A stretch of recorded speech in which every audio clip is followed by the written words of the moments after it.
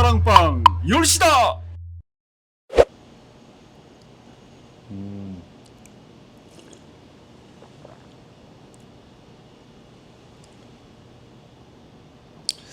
이게 그 물을 넣고 샷을 부어주는 데가 있어요.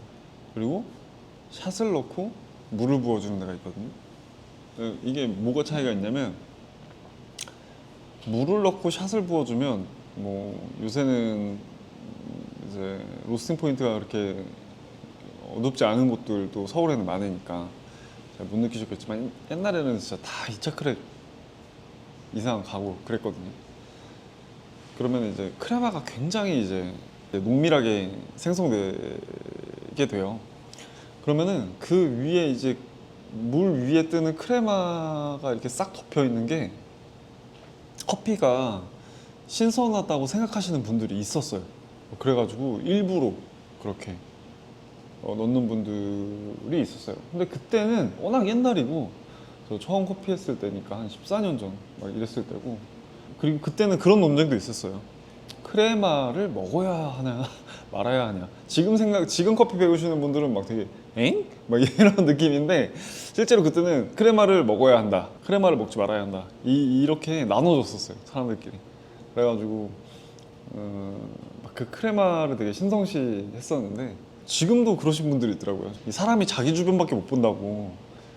저도 이제 당연히 그런 얘기 없을 줄 알았는데, 지금도 막 이게 위에가 이제 크레마가 싹 깔려 있어야 손님한테 이제 나갈 수 있다, 이렇게 생각하시는 분들도 있더라고요. 근데 아닙니다. 일단 크레마가 맛이 없어요. 시큼합니다. 시큼해. 네. 그리고 여기는 이제 말씀드린 게 왠지 샷을 붓고 물을 부으신 것 같아요. 사실 이렇게 먹었을 때가 제일 깔끔하거든요. 물이랑 제일 잘 융합돼서.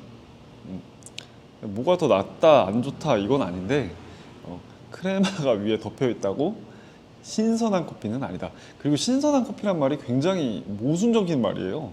신선한 커피, 갓볶은 커피가 제일 맛없어요. 아무 데도 쓰잘데기 없습니다. 네. 그나마 커핑이나 좀 해서 하는 거지, 갓볶은 커피는 커핑도 안 해요. 네.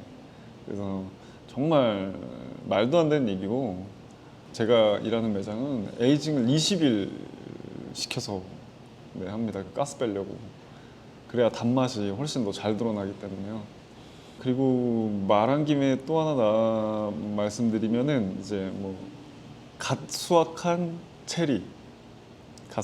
체리에서 나온 씨앗. 여러분, 갓 수확한 체리는 씨앗으로 펄핑하지 않습니다. 네, 파치먼트를 깨지도 않고요. 그러니까 도정이죠. 도정 작업을 하지도 않아요. 왜냐면은 이거 가공시키는 것도 있지만, 가공시켜서 최후에 레스팅이라는 작업을 무조건 시켜야 돼요. 그 레스팅이라는 작업이 마지막에 그 수분율을 만들어주는 거기 때문에, 그 작업을 안 시키고 먹으면 수많은 그릭빈 바이어들이 이제 정말 포텐셜만 보고 커피를 사거든요. 근데 그게 되게 어려운 작업이에요. 예를 들면 이제 무슨 색깔이라고 치면은 막 크레파스로 칠하면은 생노란색이잖아요. 근데 걔네들은 좀 그래픽 안 좋은 그 레스팅을 안 하면 안 할수록 그 선명도가 엄청 낮아져요. 진짜 거기서 그냥 그 가능성만 보고 이제 구매를 하는 건데, 그릭빈 바이어들은 그래서 이제 갓볶은 커피, 원두, 갓단 체리에서 만든 생두, 이런 거는 그냥 마케팅. 네, 진짜 맛없다. 먹어보면 아실 겁니다. 진짜 맛없습니다. 그 우리가 추출을 시작을 하면은 어딘가에서 끊잖아요. 왜 끊을까요? 그러니까 뭐가 끝났다는 거 아니에요, 그죠? 뭔가가 시작을 됐고, 그럼 뭐가 끝났으니까 내가 그 순간에 껐을 거 아니에요. 그럼 뭐가 끝난 걸까요? 그럼 말하자면 이렇게 추출이 뭔가가 다 됐다는 얘기잖아요. 근데 그냥 가만히 놔두면은 계속 뭐가 나오는데, 도대체 뭐가 끝났길래 그 추출을 끊으시나요? 이거를 되짚어서 생각해 보면 추출은 도대체 뭘 하는 걸까? 추출의 근본적인 목적은 뭘까가 의문을 가져야 돼요. 네. 그러니까 내가 뭔가를 끊는데 왜 끊는지, 뭘 빼내려고 했던 건지, 그 빼내려고 했던 게 다 끝났으니까 내가 끊는 거잖아요. 이런 거에 대한 궁금증을 가지셔야 돼요. 그 에스프레소 추출은, 아니 모든 추출의 근본적인 목적은 하나예요. 원두를 로스팅해서 확장시키려고 하는 이유도 하나. 수용성 향미 성분. 그 원두 내부에 있는 수용성 향미 성분을 더 잘 뽑아내기 위해 크랙이라는 걸 발생시켜서 조직을 확장시키는 거고요. 그 애를 잘 뽑아내기 위해 걔를 분쇄해서 물로 녹여내 주는 거예요. 그래서 우리가 버튼을 누르고 버튼을 껐을 때는 그 수용성 성분이 다 추출됐다라고 판단해서 끄는 거예요.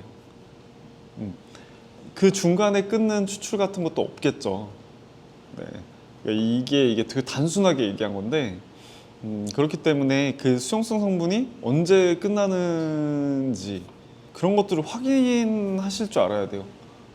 그러니까 그걸 다 안 뽑으면 어떻게 되는지, 그걸 덜 뽑으면은, 그러니까 그걸 더 넘어서 뽑으면 어떻게 되는지, 왜 안 되는지, 맛에서 어떤 이상이 있는지, 그리고 수용성 향미 성분을 추출하면서 입자는, 분쇄된 입자는 갈변된 조직과 함께 추출될 수밖에 없어요. 필연적으로. 왜냐면 조직 안에 갇혀 있잖아요. 이 꿀벌통 같이 생긴 이 원두 조직 안에 진짜 그 꿀처럼 담겨 있거든요. 그래서 그런 입자 조직 전반에 걸쳐서 추출이 이루어지는 거기 때문에 수용성 향미 성분을 추출할 때 갈변된 조직에서 나오는 성분도 같이 추출될 수밖에 없어요. 거기서 수용성 성분이 끝나면 딱 끊는 거예요. 이거를 모르더라고요, 대부분. 그래서 막 뭐 1대2 추출, 1대1 추출, 1대3 추출, 뭐 이런, 내가 20g 넣으면 40g 붓고 내가 뭐 15g 넣으면 30g 붓고 막 이렇게 생각하시는 분들이 있는데, 제가 막 그냥 장난식으로 이게 무슨 3분 카레도 아니고 뭐 그게 말이 되냐 이랬는데, 생각보다 너무 많은 친구들이 아예 그냥 사고 없이 그냥 그렇게 하더라고요. 저 이번에 그래서 엄청 깜짝 놀랐는데, 여러분 진짜 그거 아닙니다. 이게 무슨 얘기랑 똑같은 거냐면, 고기를 구울 건데 몇 분 동안 구울까요? 이 얘기랑 똑같아요. 그 고기가 무슨 고기인지, 돼지고기인지 소고기인지 양고기인지, 아니면 그 고기 두께가 뭐 두꺼운지 얇은지, 아니면 그 고기의 부위가 어딘지, 아니면 불의 세기가 어떤지, 이런 거를 아무 고려하지 않은 채 그 고기 100g이면 20분만 구우면 돼, 이렇게 말하는 거랑 똑같거든요. 근데 그거를 그냥 네, 생각하시더라고요. 그래서 정말 이거는 네, 정말 말이 안 되는 내용이니까 주의하시기 바랍니다.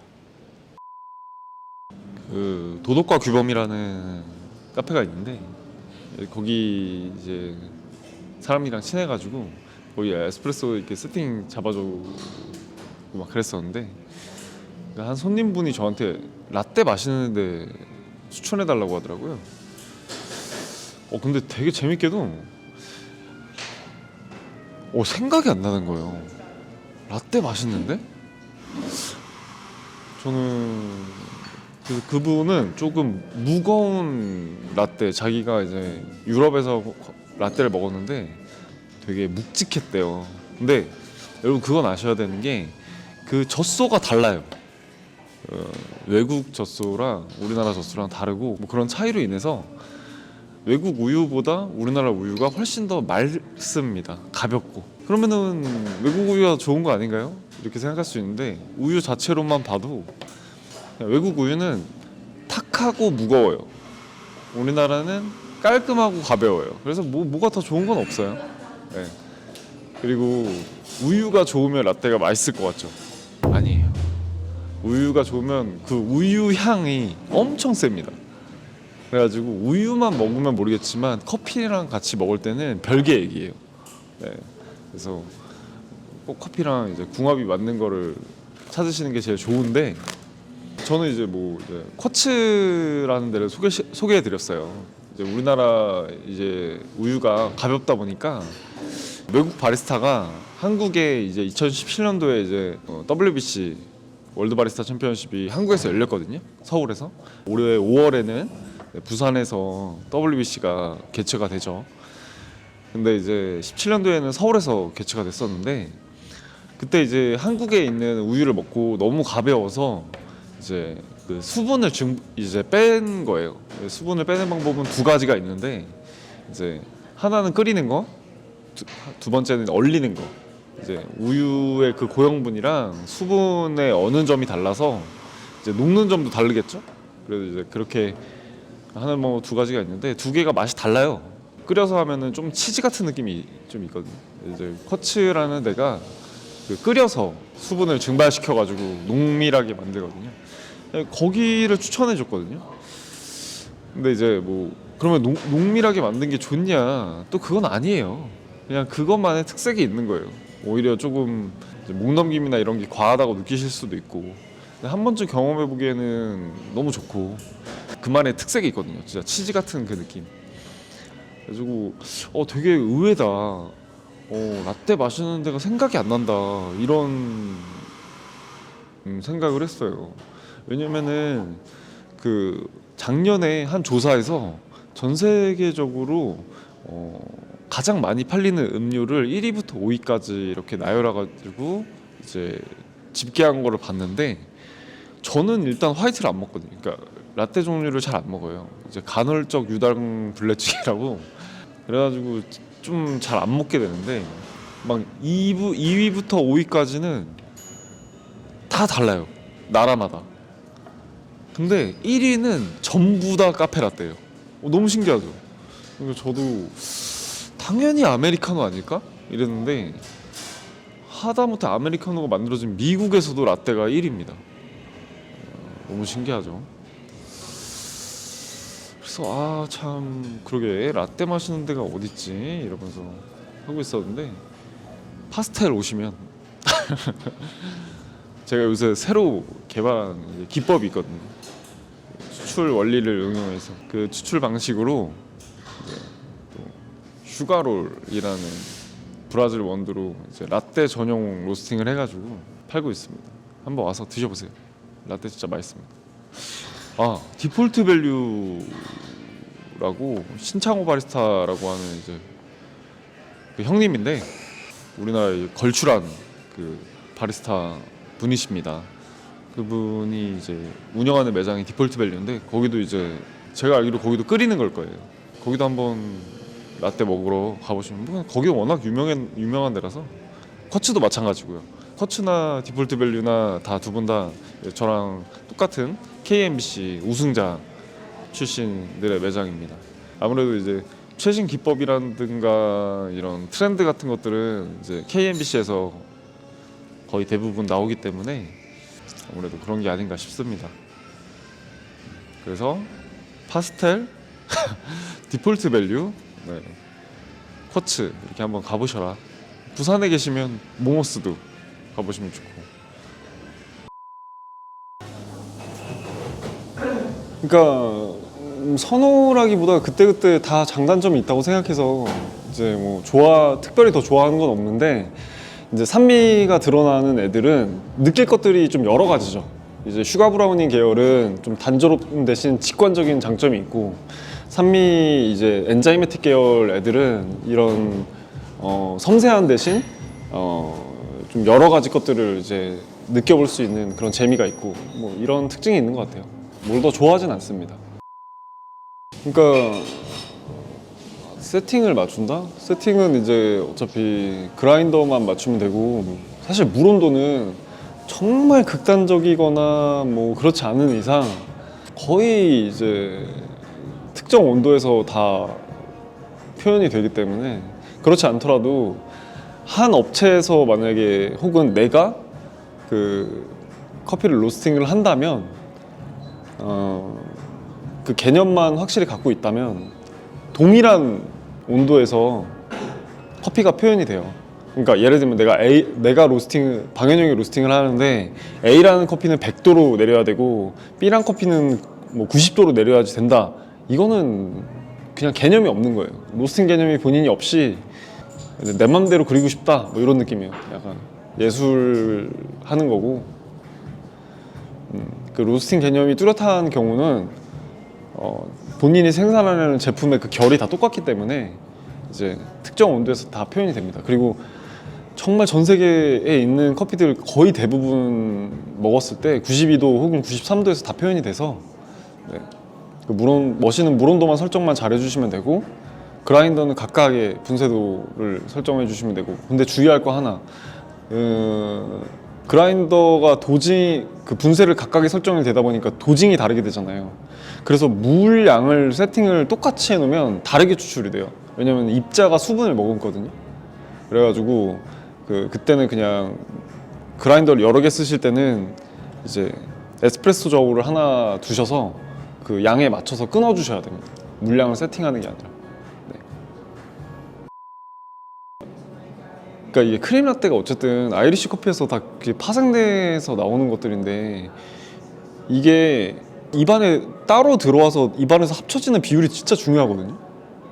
그러니까 이게 크림을 먹자가 아니라 크림과 함께 먹는 거예요. 그래서 입안에서 그게 도톰하고 매끄럽게 입안에서 느껴져야 되는 거거든요. 안에서 합쳐져서. 근데 이거를 너무 많이 담으면 크림만 먹게 돼요. 크림이 얼마나 느끼해요. 그렇다고 밑에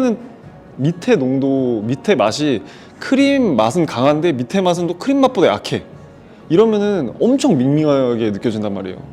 그래서 그 두 개가 같이 들어왔을 때 입안에서 조화가 안 이루어져요. 그렇기 때문에 크림 라떼를 만드실 거면 꼭 내가 지금 먹을 때 크림이랑 음료가 같이 입안에 들어오는지 입안에서 그래서 두 개의 맛의 강도가 똑같아서 함께 어우러지는지를 잘 봐야 돼요. 그렇지 않으면 나 이거 뭐 바닐라 라떼 원래 2펌프 넣었는데 그래 2펌프 넣으면은 크림 맛이 워낙 세니까 이게 막 맹하단 말이에요.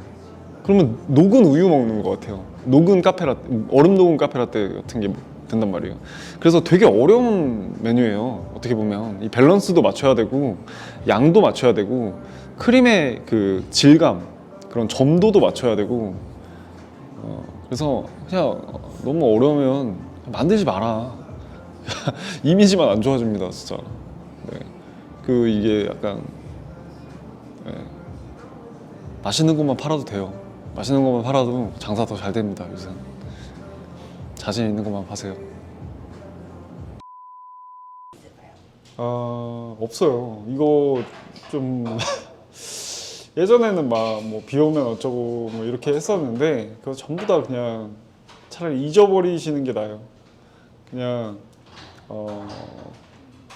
아까 우리가 했듯이 이번 영상에서도 나왔듯이 내가 먹고 뭐가 불편하고 그 불편한 게 어디에 기이는지 알아서 고쳐가기만 하면은 그게 끝이에요.